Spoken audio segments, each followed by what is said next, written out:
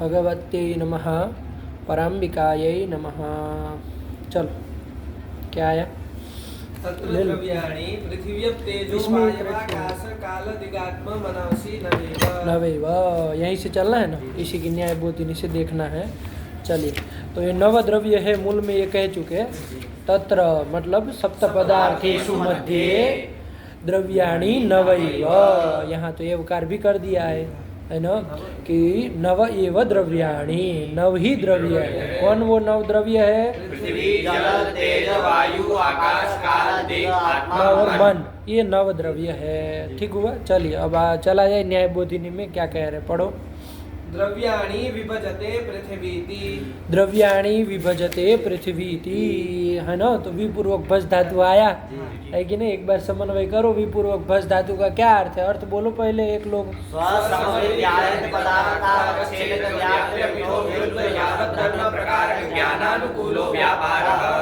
विपूर्वक अर्थ है ना। तो चलो अब इसको समन्वय करो। यहाँ द्रव्याणि विभजते कि द्रव्यों का विभाग कर रहे हैं, तो स्व से किसको लेंगे? स्वम भी पूर्वक भज धातु। चलो, स्व समभिव्याहृत पदम, कौन पद है यहाँ पर? द्रव्य पद आया कि नहीं? उसका अर्थ क्या है? द्रव्य, पृथ्वी आदि द्रव्य, वही ना द्रव्य पद का अर्थ है। चलो, तो अर्थ हो गया द्रव्य। पदार्थता अवच्छेदक क्या होगा? द्रव्यत्व, है ना। पदार्थता अवच्छेदक क्या? पदार्थ हुआ द्रव्य, पदार्थता का अवच्छेदक क्या होगा? द्रव्यत्व। उससे व्याप्य और परस्पर में विरुद्ध ऐसे धर्म कौन कौन आएंगे वैदेही शरण?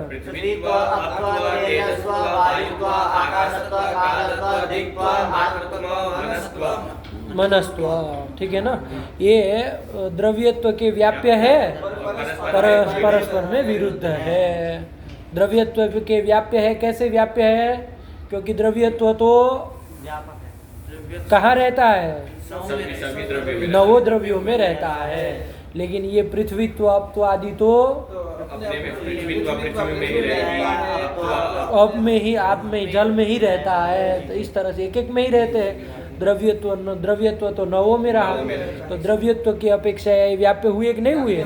और परस्पर में विरुद्ध है। कैसे विरुद्ध है? जहाँ पृथ्वीत्व रहेगा वहाँ अपत्व आदि नहीं रहेंगे, जहाँ अपत्व आदि रहेंगे वहाँ पृथ्वीत्व नहीं रहेगा। इस तरह से सबका देख लेना, तो सब विरुद्ध भी है। तो परस्पर में विरुद्ध ऐसे धर्म कौन कौन धर्म आए? पृथ्वीत्व, अपत्व, तेजसत्व, वायुत्व, आकाशत्व, कालत्व, दिक्त्व, आत्मत्व, मनस्त्व, यावत धर्म ये सब आए, है ना। कितने हैं टोटल यावत धर्म? 9। तादृश यावत धर्म प्रकारक ज्ञान, पृथ्वीत्व प्रकारक ज्ञान क्या होगा? अपत्व प्रकारक ज्ञान क्या होगा? ऐसे अलग अलग करके बोलो। पृथ्वी आप, ऐसे अलग अलग करके बोलो। ज्ञान पृथ्वी, अपत्व प्रकारक ज्ञान आप। एक लोग बोलो भाई, दब जाएगी आवाज, समझ नहीं आ रहा है कौन गलत बोल रहा है। गलत तो बोल ही रहा है, कोई आप तो बोला है, तो वैसे ही अशुद्धि है, तो कैसे पता चलेगा? सब लोग साथ में बोलो। प्रकारक ज्ञान आप, तेजस्व प्रकारक ज्ञान तेज, वायुत्व प्रकारक ज्ञान वायु, आकाशत्व प्रकारक ज्ञान आकाशम, कालत्व प्रकारक ज्ञान काल, दिक्त्व प्रकारक ज्ञान दिक्, आत्मत्व प्रकारक ज्ञान आत्मा, और मनस्व प्रकारक ज्ञान मन। ये सब ज्ञान हो गए। ठीक बोला एकदम। आप तो कोई बोला था, यही बोला था। चलो, इसी ने साथ में बोलते हैं तो नहीं समझ में आता है, ध्यान से, इसलिए गलत नहीं बोलो। तो यावत धर्म प्रकारक ज्ञान यही सब, पृथ्वी आप, तेज, वायु, आकाशम, काल, दिक्, आत्मा और मन, ये सब ज्ञान हुए।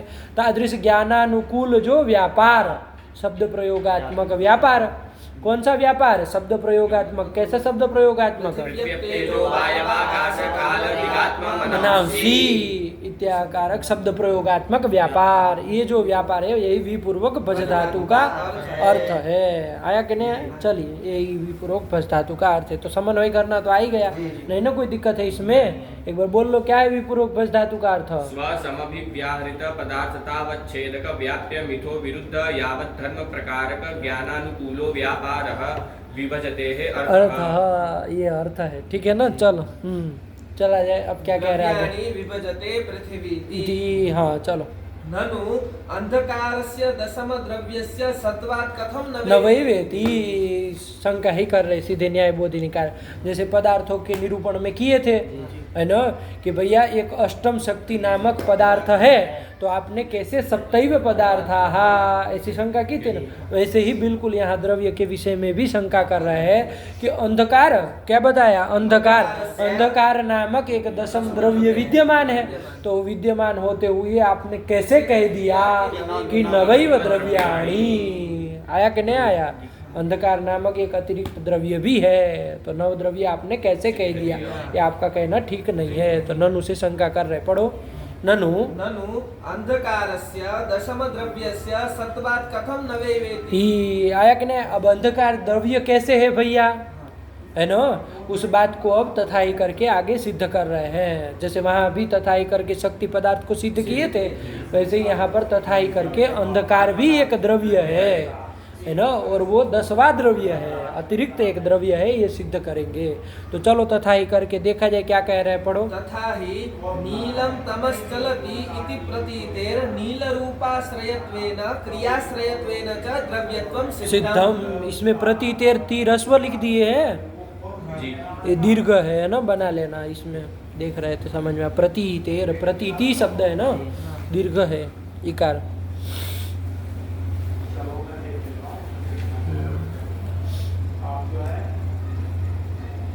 बहुत कटा छटा है ना, थोड़ा व्यवस्थित होना चाहिए, कोई बात नहीं। चलो तथा इसे पढ़ो। नीलम तमश्चलति इति प्रतीतेः नील रूपाश्रयत्वेन क्रियाश्रयत्वेन च द्रव्यत्वं सिद्धम।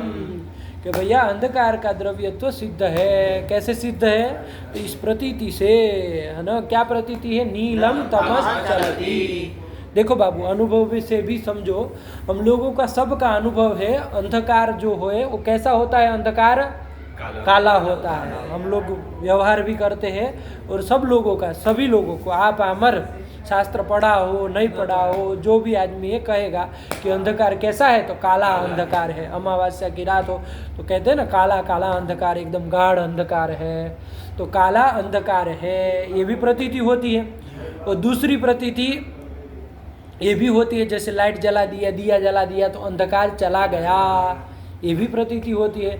तो अंधकार में हम लोगों को गुण की भी, रूप, गुण कौन सा गुण? 24 गुणों में से रूप, रूप में भी कौन सा?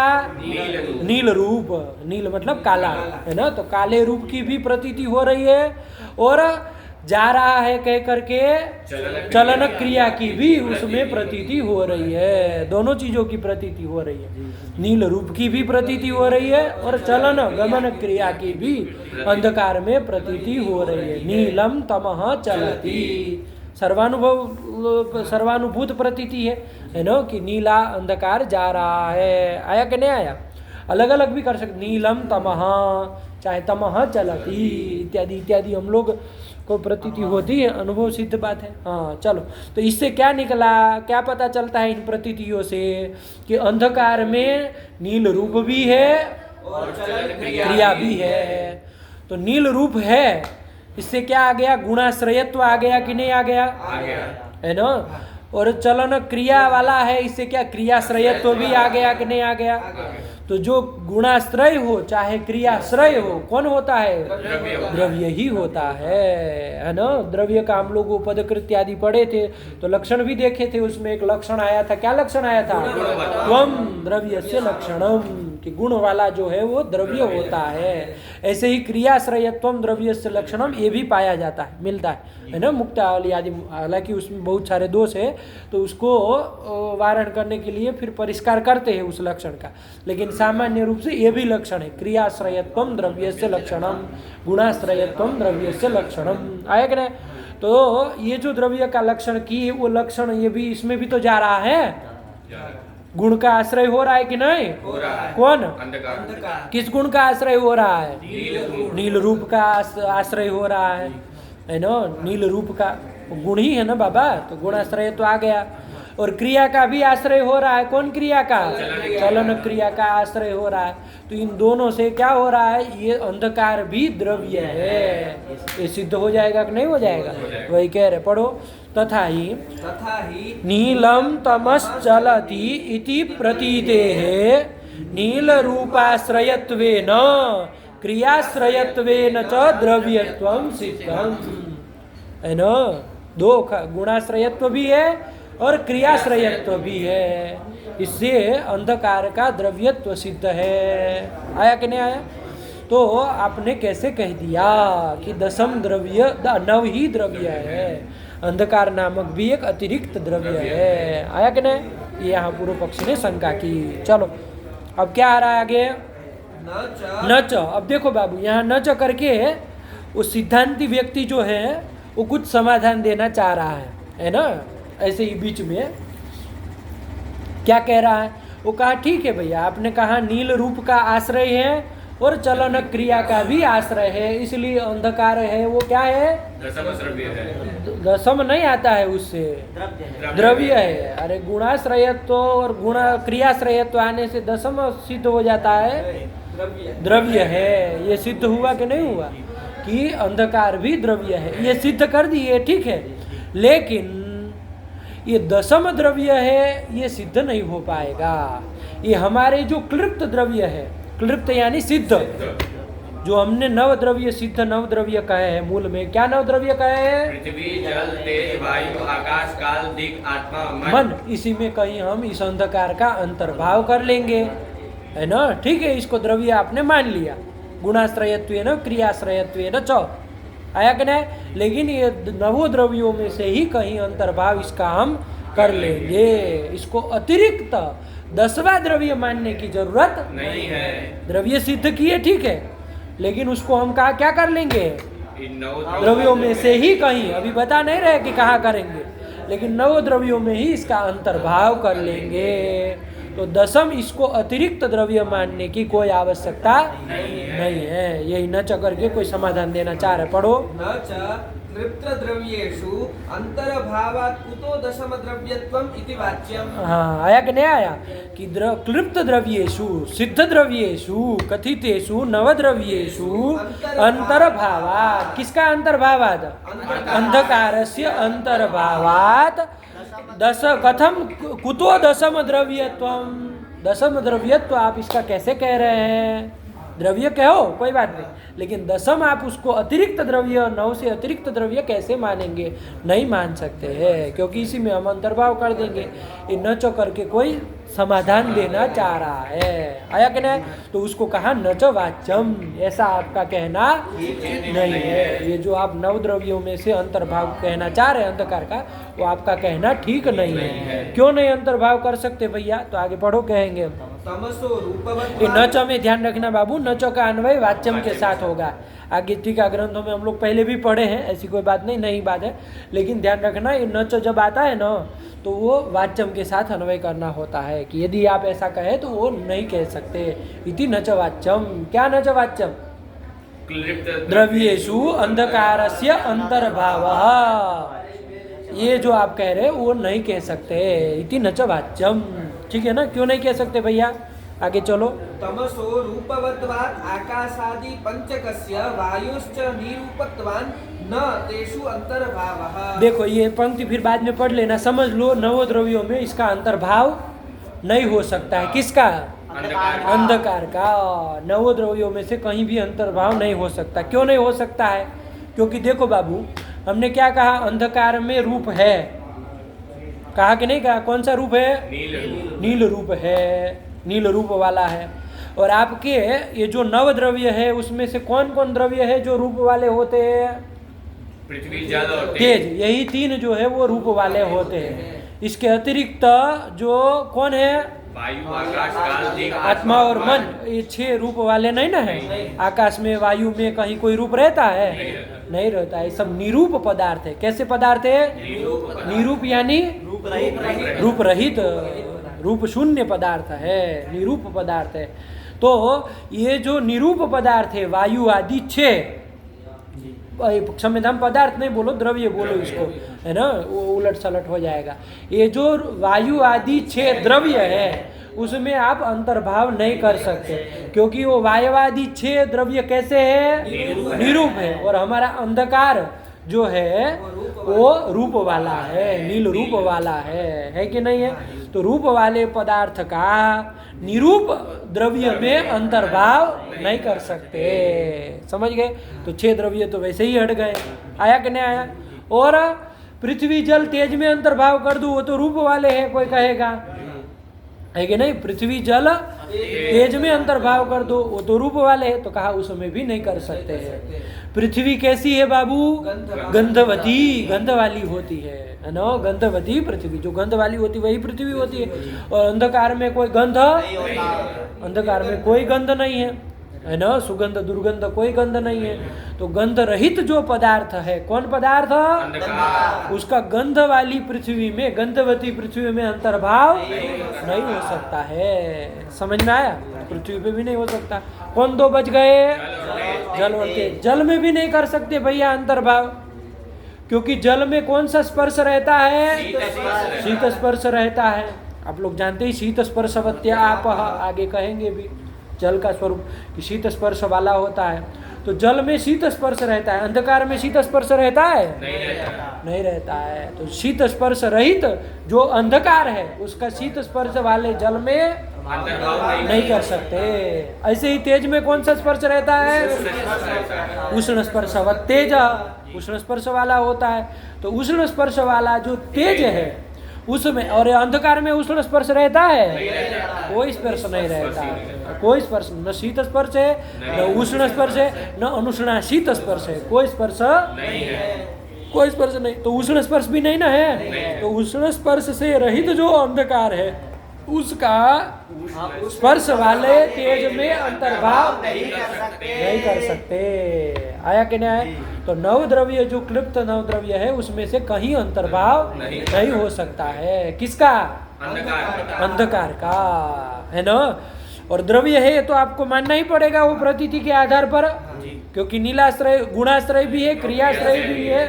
तो द्रव्य है तो मान ही चुके हैं, और इन 9 द्रव्यों में से कहीं अंतर्भाव नहीं हो सकता। इससे क्या मानना पड़ेगा आपको कि अंधकार नामक एक दशम द्रव्य है, ये आपको कहना पड़ेगा। तो आप जो ये 9 द्रव्याणी ये जो कह रहे हो आपका कहना ठीक नहीं है, ऐसा ननु करके कोई शंका किया है। देखो ये न च वाच्यम का खंडन पढ़ो, क्या कहे, तमसो रूपवत्वात् आकाशादि पंचकस्य वायोश्च निरूपत्वान् न तेषु अंतर्भावः। कौन कौन निरूप बताए वेदेई शरण, वायु, आकाश, काल, दिक्, आत्मा और मन। इनमें क्या बोले हैं, क्या शब्द, पंचक, वायु, आकाश आदि पंचक कौन, आकाश, काल, दिक्, आत्मा और मन, ये 5, और वायु ये कैसे है, निरूप।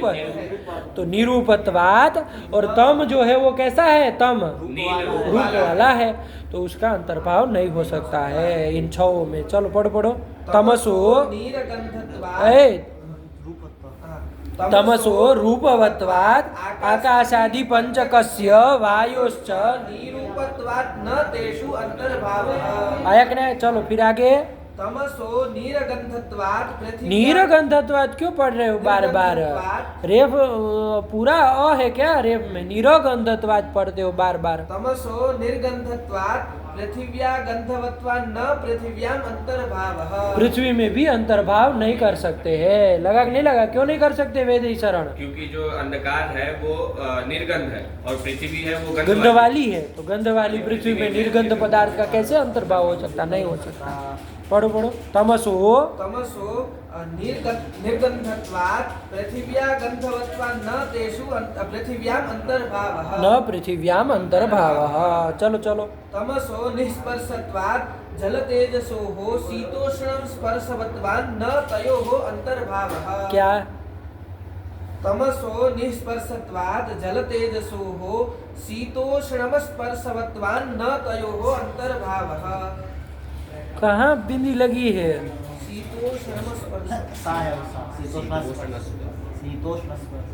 वो यदि म है तो स कहाँ है, फिर उसको यदि म पढ़ रहे हो तो स्पर्श कहाँ से पढ़ रहे हो। तमसो निष्पर्शत्वात् जल तेजसोः शीतोष्ण स्पर्शवत्वान् न तयोः अंतर्भावः। चलो, इसमें भी किसमें जल और तेज में भी अंतर्भाव नहीं कर सकते। क्यों नहीं कर सकते, क्या बताया? क्योंकि जो अंधकार है वो निष्पर्श है। निष्पर्श यानी शून्य है। देखो बाबू, अब स्पर्श आगे पढ़ेंगे गुणों में तो वहां आएगा। स्पर्श है वो 3 प्रकार का है। कितने प्रकार का है? 3 प्रकार का। उष्ण स्पर्श, शीत स्पर्श और अनुष्णाशीत स्पर्श। 3 प्रकार का बताएंगे, है ना। अनुष्णाशीत तो ये जो आपका अंधकार है, तम है, वो उसमें कौन सा स्पर्श रहता है? कोई स्पर्श नहीं रहता है ना। न शीत स्पर्श है, न उष्ण स्पर्श है, न अनुष्णाशीत स्पर्श है। आया कि नहीं? कोई रहता है? कोई स्पर्श नहीं है। और आपके जल और तेज तो कैसे है? जल कैसा है? स्पर्श वाला है और तेज स्पर्श वाला है। तो ऐसे स्पर्श वाले पदार्थों में, जल और तेज में, ये निष्पर्श जो आपका अंधकार है वो अंतर्भूत, उसका अंतर्भाव नहीं हो सकता है। वही कहे तमसः निष्पर्शत्वात् जल तेजसोः शीतोष्ण स्पर्शवत्वान् न तयोः तयोः यानी जल तेजसोः न अंतर्भावः। चलो, तस्मात् तमसो दशम द्रव्यत्वं सिद्धम। इससे क्या निकला कि तम जो अंधकार है वो द्रव्य है ना, क्योंकि क्रियाश्रयत्व है और गुणाश्रयत्व भी उसमें है तो द्रव्य है। और चूंकि नवो द्रव्यों में उसका अंतर्भाव नहीं हो सकता, इसलिए 10 बार है। ये दोनों बात सिद्ध हो गए ना। दशम द्रव्य एक अतिरिक्त अंधकार नामक द्रव्य है। तो कथम आप कैसे आपने नवैव द्रव्याणि ये कह दिया, ये ननु से शंका हुई। आया कि नहीं? चलो, इति चेत, यहाँ तक शंका हुई। अब न करके खंडन कर रहे हैं, नहीं आई इति चेत न। ऐसा यदि आप कहे तो आपका कहना ठीक नहीं है ना। अंधकार को इस तरह से दशम द्रव्य कहना आपका ठीक नहीं है। क्यों भैया? तमसस् तेजो भाव रूपत्वे नैवोपपत्तौ अतिरिक्त तत्कल्पनायां माना भावा। ध्यान से लगा ना बाबू, है ना खंडन। प्रश्न बैठ गया ना, ननु की शंका बैठ गई। चलो, तो अब खंडन कर रहे, ध्यान से लगाना है ना, छूटे नहीं कोई बात। क्या कह रहे हैं? तमसः तेजो भाव रूपत्वे नैव उपपत्तौ अतिरिक्त तत्कल्पनायां माना भावात्। कि भैया ये जो तम है, अंधकार है, वो तेजो भाव स्वरूप ही है ना। तेज नहीं रहता है तो अंधकार है, तेजो भाव स्वरूप ही अंधकार है ना। तो अभाव स्वरूप इसको मान लेने से ही काम चल जाएगा। इसको अतिरिक्त द्रव्य मानने की कोई जरूरत नहीं है। तेजो भावत्वेनेव उपपत्तौ, तेजो भाव स्वरूप किसको मान लेंगे? अंधकार को मान लेंगे, इसी से काम चल जाएगा। अब देखिए ना, तेज रहता है तो अंधकार रहता है, तेज नहीं रहेगा तो अंधकार हो जाएगा। तो तेजो भाव ही ना है, और क्या है? ये अंधकार क्या है? तेज का अभाव ही है। तो इस तेज का अभाव स्वरूप ही अंधकार को मान लेने से ही काम चल जाएगा। तो इसको अतिरिक्त द्रव्य मानने की कोई आवश्यकता नहीं है। यही कह रहे, पढ़ो। तमसः तेजो भाव रूपत्वेनैव उपपत्तौ अतिरिक्त तत्कल्पनायां माना भाव। अतिरिक्त तम नामक अतिरिक्त एक द्रव्य की कल्पना करने में कोई मान, कोई प्रमाण नहीं है। समझ में आया कि नहीं? यही कह रहे। क्या मान लेंगे हम इसको? तेजो भाव स्वरूप मान लेंगे। आया कि नहीं? तेज का अभाव, तो मतलब कहाँ अंतर्भाव कर रहे हैं? इसका अभाव में कर रहे हैं। अभाव स्वरूप, अत्यंत अभाव स्वरूप ही मान लेंगे। समझे कि नहीं समझे? तेज में अंतर्भाव नहीं कर रहे हैं। तेजसी अंतर्भाव तो कर ही नहीं सकते हैं, कथनचित नहीं कर सकते, है ना। क्योंकि तेज तो उष्ण स्पर्श वाला है, इसमें तो कोई स्पर्श नहीं है। तो तेज में अंतर्भाव नहीं कर रहे, भ्रांति मत पालेगा। तेजो भाव स्वरूप मान लेंगे, है ना। तेज का अभाव ही अंधकार है और कुछ नहीं है। तो अभाव स्वरूप मान लेने से ही काम चल जाएगा। अतिरिक्त उसको द्रव्य कल्पना करने में कोई प्रमाण नहीं है। पढ़ो। तमसः तेजो भाव रूपत्वेनैव उपपत्तौ अतिरिक्त तत्कल्पनायां मानाभावः। अतिरिक्त तत्कल्पनायां, तत्कल्पनायां यानी अंधकार अंधकारस्य द्रव्यत्व कल्पनायां, तत्कल्पनायां यानी दशम द्रव्यत्व कल्पनायां माना भावा।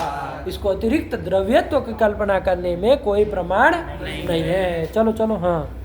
न च अब न च करके पूर्व पक्षी वापिस कुछ शंका करने जा रहा है। क्या शंका कर रहा है? पढ़ो। न च विनिगमना विरहात् तेज एव तमो भावस्वरूपमस्मिति वाच्यम्। जम पूर्व पक्षी ने कहा, भैया ये आप तेजो भाव रूप अंधकार को मान रहे कि नहीं मान रहे? इसे ये करो ना, तो ये इसको द्रव्य मान लो, अंधकार को, तम को द्रव्य मान लो, और तम का अभाव ही तेज है, तेज को अभाव स्वरूप मान लो। आपने नव द्रव्य में किसको गिना? कुछ पदार्थ समझ में आ रहा है? नहीं समझ में आ रहा। तो बोलो, नहीं आ रहा है तो मुंह ताकने से थोड़ी ना होगा, मुंह मत बनाया करो। क्या बोले? कि ये जो आपने तेज तमह को तेजो भाव माना है, उसकी जगह आप तमह को ही, मतलब अंधकार को ही द्रव्य मान लो, तेज को ही तमो भाव तमोभाव मान लो। देखो पकड़ लिया, तम का अभाव स्वरूप ही तेज को मान लो। क्या विनिगमना है? विनिगमना मतलब समझते हैं? क्या? विनिगमना यानी क्या मतलब उसमें वो गलती, उसमें तो मानना गलत क्या है? अरे भाई नहीं पता है तो हर चीज का उत्तर देना जरूरी होता है।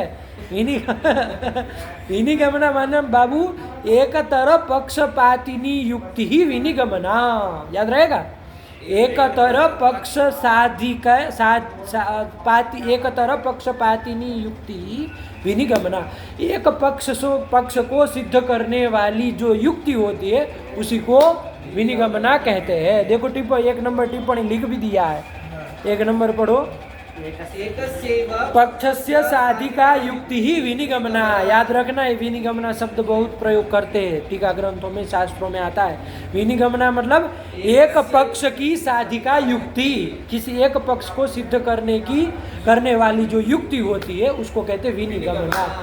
तो यहाँ पर ऐसी कोई विनिगमना नहीं है। नैयायिक ने क्या कहा? नैयायिक ने क्या कहा कि तेजो अंधकार को हम क्या मान लेंगे? तेजो भाव रूप मान लेंगे। तो यहाँ पूर्व पक्षी कह रहा है कि ये करो ना, तमो भाव तेज मान लो। तम को आप नव द्रव्यों में गिनिए, तम को आप द्रव्य मानिए, तमो भाव रूप ही तेज है, ये स्वीकार कर लो। जब तम नहीं रहता है तो तेज होता है, यही मान लो। क्या विनिगमना? कोई है विनिगमना? एक पक्ष को सिद्ध करने वाली कोई युक्ति है? कोई तो युक्ति नहीं है। विनिगमना विरहात्, एक पक्ष की साधिका को युक्ति न होने के कारण हमारी ही बात मानो, है ना। ये मान लो कि तम नाम का द्रव्य है और उस तम का अभाव ही तेज है, तेज अभाव स्वरूप है, यही कह दो, है ना। हमारी बात ही मान लो, यही कह रहे। विनिगमना विरहात्, विनिगमना विरहात् मतलब एक पक्ष साधिनी युक्ति के विरह होने के कारण, है ना। आपने जो बात कही उसमें क्या कोई साधी का युक्ति है? कुछ नहीं। आपने कह दिया तेज का अभाव तम है, तो हम कह रहे कि तम का अभाव तेज है, यही मान लो। तम द्रव्य मानो, उसका अभाव ही तेज है, तेज को अभाव में ले जाओ, अभाव में अंतर्भाव कर दो, समझे। हाँ, यही कह रहे। विनिगमना विरहात् तेज एव तमो भाव रूपम अस्तु, तेज ही क्या हो जाए? भाव रूपम अस्तु, तमो भाव अभाव स्वरूप तेज ही हो जाए। अस्तु इति वाच्यम, ऐसा पूर्व पक्षी ने शंका करनी चाहिए। तो अब नैयायिक कहेगा इति न च वाच्यम, ये कहना आपका ठीक नहीं है। क्यों भैया? आगे चलो। तेजसा भावस्वरूपत्वे, तेजसो, देखो ग्रंथ कटा है, तेजसो भावस्वरूपत्वे, तेजसो भावस्वरूपत्वे सर्वानुभूतोष्ण स्पर्शाश्रय द्रव्यांतर कल्पने गौरवात्। गौरवा तेजसो अभाव स्वरूपत्वे। ध्यान देखना, नैयायिक अब दे रहा है युक्ति कि तेज को यदि क्या मान लोगे तुम? अभाव स्वरूप यदि मान लोगे तो तेजसः अभाव स्वरूपत्वे सर्वानुभूत उष्ण स्पर्शाश्रय द्रव्यांतर कल्पने गौरवा। देखो तेज को यदि तुम अभाव स्वरूप मानोगे तो इस उष्ण स्पर्श, ये तेज उष्ण स्पर्श जो है वो सर्वानुभूत है कि नहीं है? उष्ण स्पर्श का हर कोई आदमी अनुभव करता है कि नहीं करता है? है ना? तो उस उष्ण स्पर्श का आश्रय रूप कोई एक द्रव्य की आपको कल्पना करनी पड़ेगी। सर्वानुभूत जो उष्ण स्पर्श है, उस उष्ण स्पर्श के आश्रय के रूप में आपको क्या करनी पड़ेगी? एक द्रव्य की कल्पना करनी पड़ेगी। तेज को तो आप अभाव स्वरूप कह दिए, तो अब उष्ण स्पर्श का आश्रय हम किसको माने? तेज को तो मान नहीं सकते, क्योंकि वो तो आपने क्या कह दिया? अभाव है। अभाव है, तम का अभाव ही मान लिया। और अभाव में तो कोई स्पर्श होता नहीं है, स्पर्श तो गुण है, वो तो द्रव्य में ही रहेगा। तो जो सर्वानुभूत जो उष्ण स्पर्श है, जो हर कोई आदमी दुनिया का उष्ण स्पर्श का अनुभव करता है, उस उष्ण स्पर्श के आश्रय के रूप में आपको एक द्रव्यांतर की कल्पना करनी पड़ेगी। तो ये गौरव होगा। समझे कि नहीं समझे? वही कह रहे कि तेजसः अभाव स्वरूपत्वे, यदि तेज को हम क्या मान लेंगे? अभाव स्वरूप ही, तमो भाव स्वरूप ही यदि उसको मान लेंगे तो सर्वानुभूतोष्ण स्पर्शाश्रय श्रेय द्रव्यांतर कल्पने गौरवात्, ये गौरव हो जाएगा कि सर्वानुभूत जो उष्ण स्पर्श है, उस उष्ण स्पर्श के आश्रय के रूप में आपको एक द्रव्यांतर की, क्योंकि पृथ्वी आदि में तो वो उष्ण स्पर्श रहता नहीं है, तो उष्ण स्पर्शाश्रय के रूप में एक अन्य द्रव्य की कल्पना करनी पड़ेगी। तो ये गौरव होगा। आया कि नहीं आया? ठीक हुआ? बात समझे? इसलिए ये गौरव न हो, इसके लिए क्या करना चाहिए? तेज को द्रव्य मानना चाहिए। उष्ण स्पर्शाश्रय के रूप में तेज को द्रव्य मानिए, और उस तेज का अभाव ही तम है, यही कहना चाहिए। तो अब गौरव नहीं ना होगा। अब उष्ण स्पर्शाश्रय के रूप में द्रव्यों को मान लेंगे द्रव्य, है ना? तो अब अतिरिक्त कोई द्रव्य की कल्पना नहीं करनी पड़ेगी। तम का क्या करेंगे? तो तेजो भाव रूप ही तम मान लेंगे। अब यहाँ पर वो पूर्व पक्षी फिर क्या शंका करेगा भैया कि भैया जैसे उष्ण स्पर्श सर्वानुभूत है, वैसे ही ये अंधकार का काला रूप भी तो सर्वानुभूत है, सर्वानुभव सिद्ध है। सभी लोग अनुभव करते हैं कि काला अंधकार है। तो इस कृष्ण रूपाश्रयत्वेन भी तो आपको कोई एक द्रव्य की कल्पना करनी पड़ेगी। ये चलन क्रियाश्रयत्वेन भी तो कोई द्रव्यांतर की कल्पना करनी पड़ेगी। आपको ये करना पड़ेगा, नहीं करना पड़ेगा, है ना? क्योंकि अभाव तो ऐसा नहीं कह सकते हैं। अभाव को आप वो नील रूप का आश्रय नहीं कह सकते हैं, उस अभाव को आप क्रिया का आश्रय नहीं कह सकते हैं, है ना? क्योंकि गुण और क्रिया जो है वो द्रव्य में ही रहती है। तो आपको वो द्रव्यांतर की कल्पना करनी पड़ेगी। ये शंका करेगा कि नहीं करेगा? तो उसका उत्तर आगे दे रहे हैं। पढ़ो क्या कह रहे हैं। तस्मात् ये तो उसको कह रहे हैं, अभी वही है ना? चलो पढ़ लो, ये क्या कह रहे हैं। तस्मात् उष्ण स्पर्श गुणाश्रयतया तेजसो द्रव्यत्वं सिद्ध। ये तेज का द्रव्यत्व तो उष्ण स्पर्शाश्रयत्व ना, उसका द्रव्यत्व तो सिद्ध है। आया कि नहीं? तो उसको आप अभाव स्वरूप नहीं मान सकते। ये बात हो गई।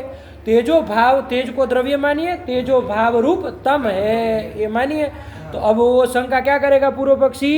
बोलो, क्योंकि सीधा उत्तर ही दे रहा है। क्या उत्तर करोगे? अंधकार है उसमें अंधकार को यदि तेजो भाव स्वरूप मानेंगे तो आपको जो कृष्ण रूप उपाश्रयत्वेन चलन क्रियाश्रयत्वेन एक द्रव्य मानना पड़ेगा कि नहीं मानना पड़ेगा? वो भी तो हमको उसमें प्रतीति हो रही है, उसको कैसे अभाव स्वरूप मान सकते? जैसे तेज में आपने युक्ति दी कि भाई सर्वानुभूत उष्ण स्पर्श का आश्रय ये होने के कारण उसको आप द्रव्य के रूप में माने, वैसे ही ये नील रूप का और चलन क्रिया का आश्रय है, तो उसको भी द्रव्य मानिए। ऐसी शंका करेगा कि नहीं करेगा? तो उसको उत्तर दे रहे हैं। आगे क्या कह रहे, पढ़ो। तमसी नीलत्वादि प्रतीतिस्तु भ्रांति रेव, कि अंधकार में ये जो नील रूप की प्रतीति हो रही है वो तो भ्रांति रेव, वो भ्रांति है ना? वो यथार्थ प्रतीति नहीं है, वो अयथार्थ भ्रमात्मिका प्रतीति है। वही कहे तमसी नीलत्वादि प्रतीतिस्तु भ्रांतिरेव एवं एवं कर्मवत्ता प्रतीतिरपि दीपापसरण क्रियाया एवं तत्र भाना। इस तरह से एक जो चलन क्रिया की जो प्रतीति हो रही है वो भी भ्रांति है। दोनों की भ्रांति ही कह रहे हैं, है ना। नील रूप की जो अंधकार में प्रतीति हो रही है वो भी भ्रांति है और वो भी भ्रांति है। वस्तुतः उसमें कोई ऐसा रूप नहीं है, वो अभाव स्वरूप ही है। जैसे आकाश में भी हम लोगों को भ्रांति होती है कि नहीं होती? आकाश का कोई रूप है क्या? नहीं है। लेकिन हम ऊपर आकाश में देखते हैं तो हमको उसके रूप की प्रतीति होती है कि नहीं होती है? लेकिन आप लोग ध्यान से देखिए, आप ऊपर कितना ही प्लेन में, हवाई जहाज में उड़ के जाइए, कहीं भी रूप होगा? जैसे यहाँ भी तो ये आकाश है, कोई रूप है? कोई रूप नहीं है। ऐसे ही वहाँ भी यहाँ से देखने पे लगता है कि कोई रूप है, वो सब ब्लू जैसा लगता है ना, कोई रंग है उसमें, रूप है, कलर है कोई।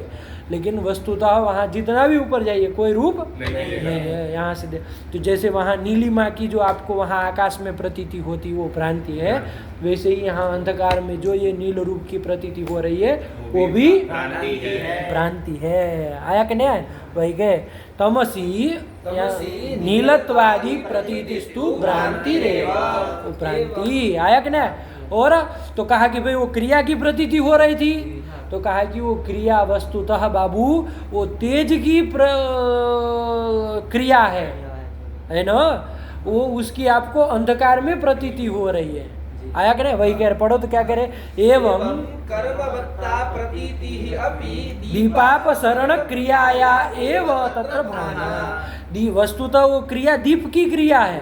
दिया आप लेके आए, मान लीजिए कोई कमरे में अंधकार था तो आप दिया जला करके दिया लेकर के आए, है ना, तो आपको लगा अंधकार चला गया, तो वस्तुतः वो क्रिया जो चलन क्रिया है वो दीप की है, दीप का अपसरण हो रहा है ना, तेज की वो क्रिया है।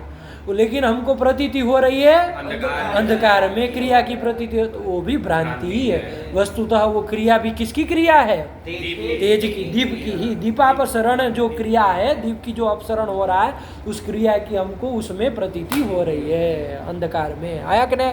तो वो भी भ्रांति ही है। आया कि नहीं? जैसे हम देखो ना, हम लोग ट्रेन में जाते हैं, बस से जाते हैं, तो हम लोग देखते हैं, तो हम लोग छोटे बच्चे के देखो पेड़ जा रहे हैं, प्रतीति होती है कि नहीं होती? पेड़ जा रहा है। अरे पेड़ कहाँ जा रहा है? वो तो अपने जगह पे खड़ा है, पेड़ में कोई गति हो रही है?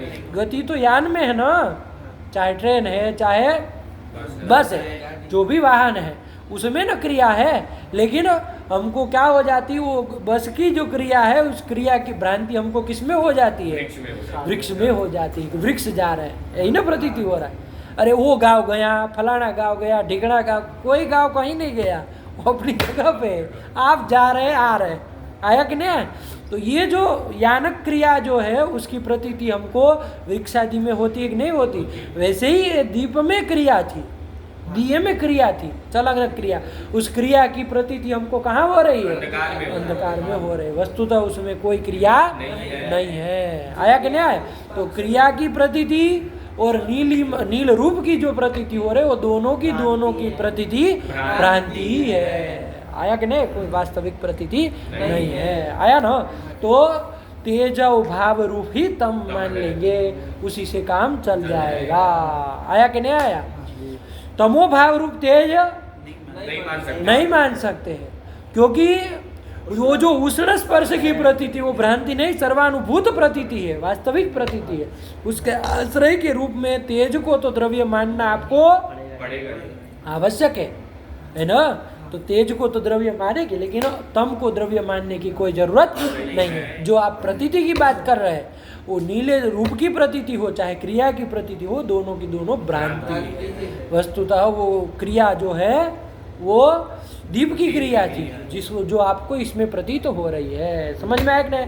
तो इस तरह से ये तम को क्या मान लेंगे? तेजो भाव स्वरूप ही मान लेंगे। तेजो भाव तमः, तो अभाव में ही इसका अंतर्भाव कर देंगे। अतिरिक्त ये कोई दशम द्रव्य नहीं है। तो क्या सिद्ध हो गया? कितने द्रव्य है? नवैव द्रव्याणि। ये बात हो गई। वही कहे, पढ़ो। तमसी नीलत्वादि प्रतीतिस्तु भ्रांति एवं कर्मवत्ता प्रतीति। जैसे आकाश, ये पर रूप में ध्यान रखना, दृष्टांत के रूप में देना हो जैसे आकाश में भी हमको नीलिमा की प्रतीति होती है कि नहीं होती है ना? नीला गगन हम लोग बोलते भी है, कैसा गगन है, नीला। नीला मतलब वहाँ नील मतलब काला नहीं कहना चाह रहे, जो ब्लू बोलते हैं आप लोग, है ना? हाँ, कैसा? हाँ, इस गुजराती में कहते हैं, हिंदी में क्या बोलते हैं? नीला ही कहते हैं, नीला आसमान, आसमानी का। तो वो जो उसमें रूप की प्रतीति हो रही, वस्तुतः यदि वो रूप होता तो यहाँ भी तो प्रतीत होता। वस्तुतः आकाश में रूप होता तो यहाँ भी तो आकाश है, आकाश में प्रतीत होता। रूप नहीं है, तो वैसे ही अंधकार में रूप नहीं है, वो भ्रांति ही है। वैसे ही क्रिया की जो प्रतीति हो रही वो भी भ्रांति ही है। आया कि नहीं? पढ़ो पढ़ो। तमसी नीलत्वादि प्रतीतिस्तु भ्रांतिरेव एवं कर्मवत्ता प्रतीतिरपि दीपापसरण क्रियाया एव तत्र भाना। दीपापसरण क्रिया की है, दीपापसरण क्रिया का ही वहाँ भान हो रहा है, वस्तुतः उसमें कोई क्रिया नहीं है, दीप की ही क्रिया है। चलो, एव तत्र भानो। तो क्या निकल गया कि नवैव द्रव्याणि, और तम क्या है? अभाव, तेजो भाव। तेजो भाव ही तम है, समझे? चलो ठीक है, आगे हो गया। न्याय बोधिनी हो गए।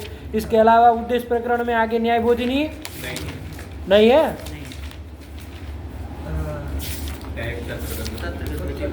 हाँ, अब यही ना आएगा। एक बार उद्देश्य प्रकरण बोल लो, उद्देश्य प्रकरण पूरा मूल बोल लो, फिर उसके बाद चला जाए आगे। क्या आया? द्रव्य गुण कर्म सामान्य विशेष समवाय भावाः सप्त पदार्थाः तत्र द्रव्याणि पृथिव्यः तेजो वायु आकाश काल दिगात्मा मनांसि नवैव रूप रस गंध स्पर्श संख्या परिमाण पृथक्त्व संयोग विभाग परत्व परत्व गुरुत्व द्रवत्व स्नेह शब्द बुद्धि सुख दुःख इच्छा द्वेष प्रयत्न धर्म धर्म संस्कारा चतुर्विंशति गुणाः